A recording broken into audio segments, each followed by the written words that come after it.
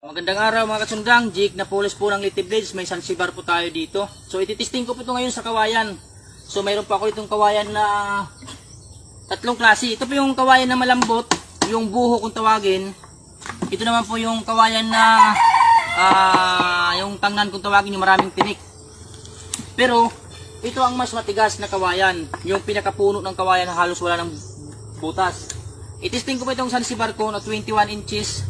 Ito po ay gawa sa Willis mulye na walang kanal. Testing ko lang po para makita nyo. Yan.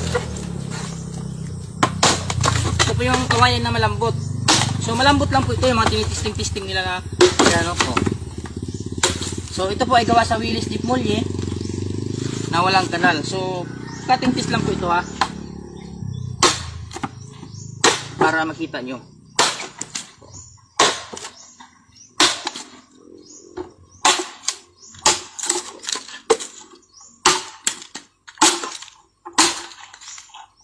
Yan po, oh. Hindi yan mabubungi o hindi yan mayuyupi.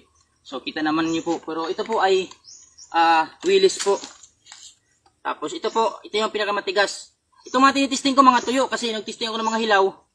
Ayun na, ito yung matigas. Kasi ano to puno na ito Pero hindi pa rin yan